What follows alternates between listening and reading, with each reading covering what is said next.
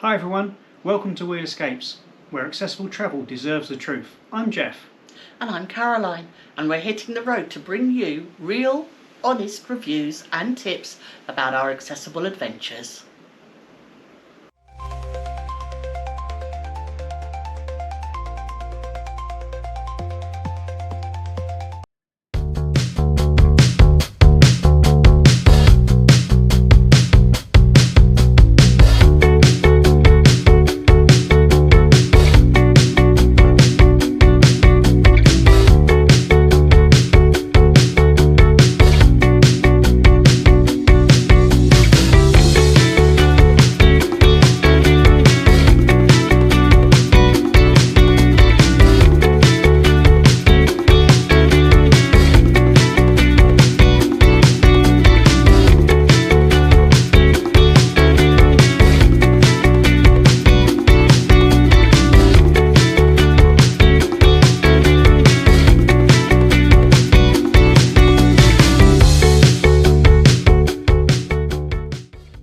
This is one of the many venues on board the Iona.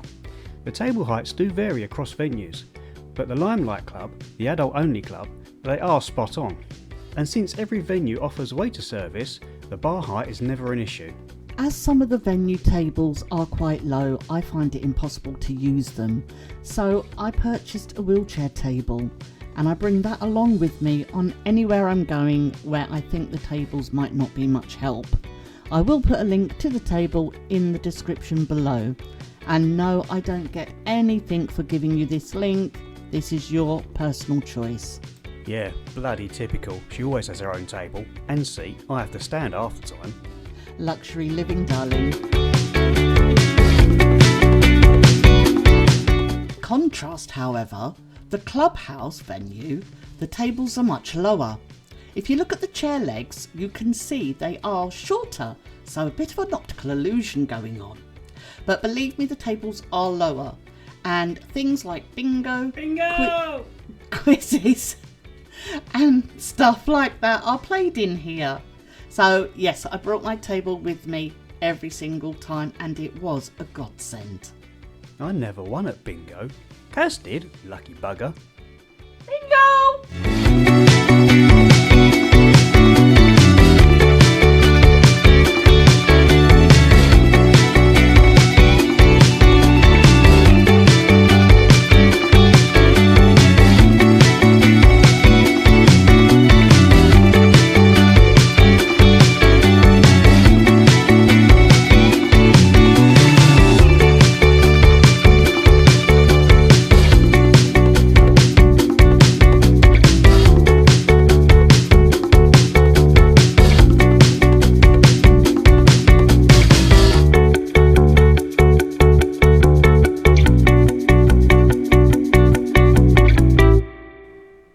Here we are outside on the Promenade Deck coming up to the Sunset Bar.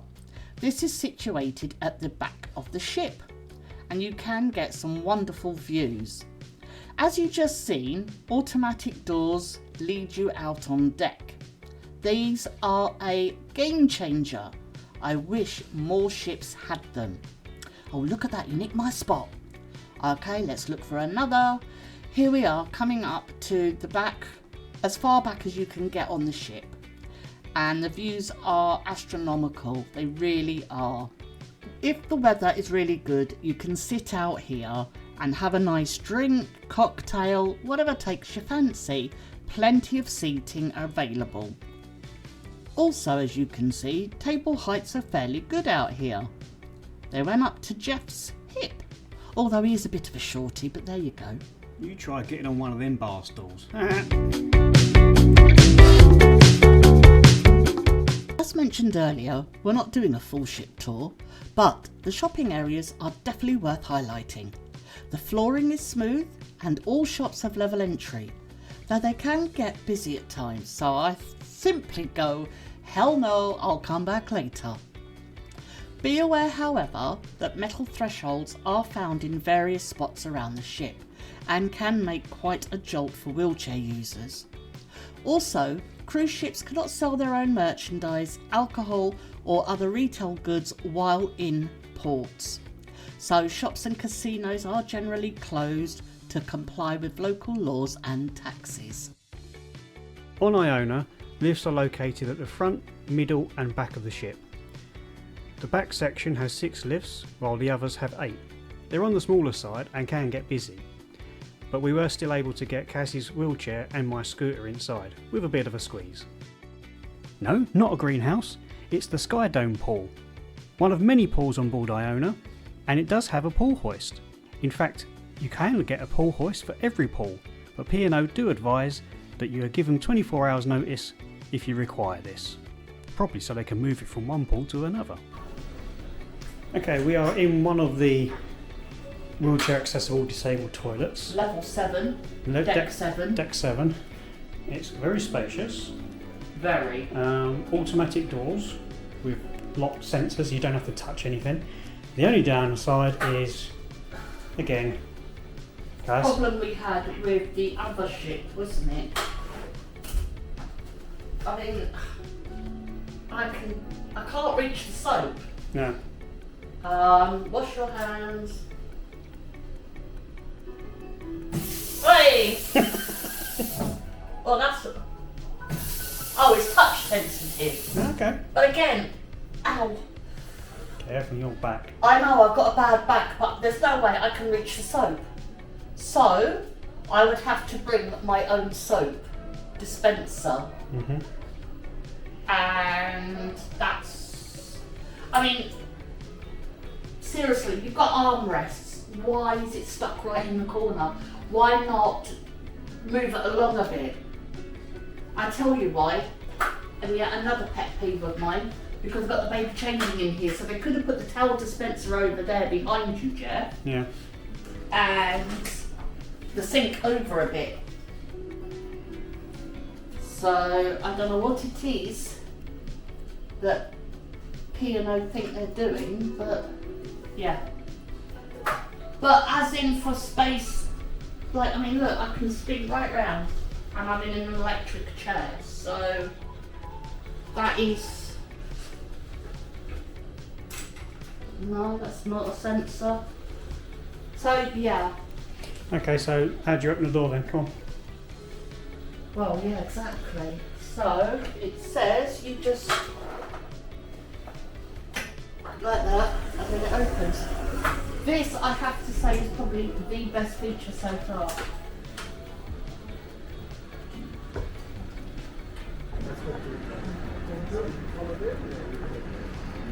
Dun, dun, dun. We shall be in here later.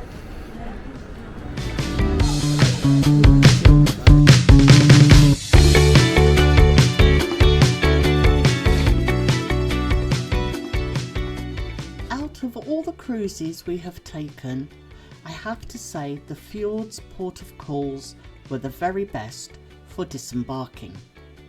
The ramps were never overly steep, even though they did look it at times, and if you needed any help, there were plenty of staff on hand to give that help. Now it's my turn to go down the gangplank. Mind you, I do have brakes, so it does help. God, that bit's steep. Yep, brakes definitely come in handy. We've bypassed most of the crowds queuing to get on the ship, because as a wheelchair user you are directed to the most accessible gangway available on the day, and then you have to wait for staff to come and escort you up the ramp. Presumably so if you do need help, they're already on hand. Believe me, this ramp certainly looks steeper than it actually was. We couldn't film right up to the top because we were entering the security section boarding the ship and we're not allowed to record there.